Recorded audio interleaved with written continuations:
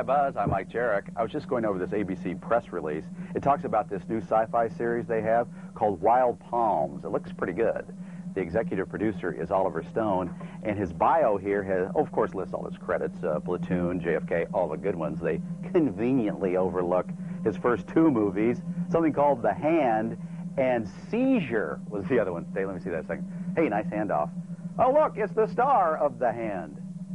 Now, on the other hand, The Seizure starred Jonathan Frid of Dark Shadows and Hervé Tattoo, the plane-to-plane Villages. Now, I don't want to say this movie was bad, but they're still fumigating theaters all over the world. Now, we don't bring this up to embarrass Oliver Stone. We just want to tell you that he started in sci-fi, and he continues in sci-fi, and this time, we're confident he'll get it right. Harry, you might feel a little nauseous at first. Right. Virtual reality is no longer the domain of edge-surfing cyberpunks. This month, it's heading downstream into the mainstream with the ABC miniseries Wild Palms. Executive producer Oliver Stone and ABC seem determined to outdo David Lynch's Twin Peaks by putting a futuristic high-tech spin on a complicated storyline and a slew of weird characters. But ask Stone what Wild Palms is about, and he's hard to pin down, much less understand. Well, Wild Palms is a haiku. Its thematic essence really comes down to the waving palm trees that you'll see throughout the movie. The future is uncertain, and the end is always near. Excuse me? Maybe we're better off asking Bruce Wagner what the show is about. Wild Palms is based on the comic strip he created for Details magazine. Yeah, the comic strip was really a kind of a dream diary. It was supposed to be very abstract, very carte blanche to do really the strangest things that I wanted. Talk about strange. The Wild Palms cast features an unlikely ensemble, including Jim Belushi, Dana Delaney, Robert Loggia, and Angie Dickinson. I'm in it too. Playing myself in the future, 30 years later, they find out that I was right all along about the Kennedy murder. It's like all of our worst dreams imaginable. You wake up in the morning and you realize that the woman with you is not your wife at all. Your marriage was arranged. Your son, the boy that you've raised, is not your son. So it's Harry Wyckoff gets pulled into a world that's, much like the world of network television, incomprehensible, confusing, and.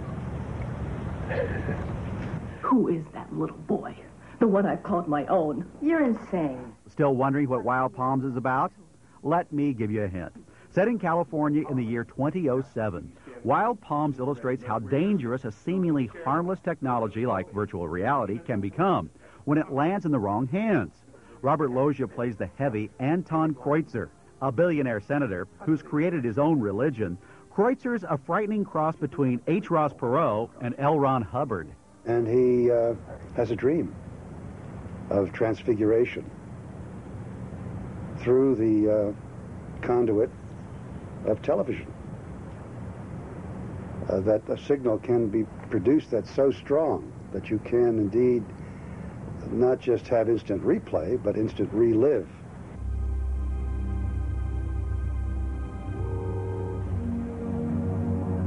Mom? In here, honey. Channel 1 is about to be taken over by the man who is going to hook the viewers into his holograms. Once you get hooked into the holograms, the next step is to sell mimazine drugs to people so that they can interact with those holograms. You want to go interactive? It's a new program. Be ready in about a year. Go ahead. Touch it. You sure? In addition to being about virtual reality, the critics are saying that Wild Palms is virtually impossible to follow. But don't worry. If you're still confused, most bookstores are already selling the Wild Palms Reader, with contributions by leaders of the cyberpunk movement. This tie-in book will answer any questions you might have about the show. And my guess is we're all going to need it. Poor baby. Let me fix you some more milk. Poor baby. Poor baby. Poor baby. Now, it was just pointed out to me that Oliver Stone does cop to one genre credit in his publicity here, besides his great films like The Doors and Born on the 4th of July and Wall Street. Listen to this. He co-wrote Conan the Barbarian. Imagine that. Oliver Stone wrote Arnold Schwarzenegger's first grunts.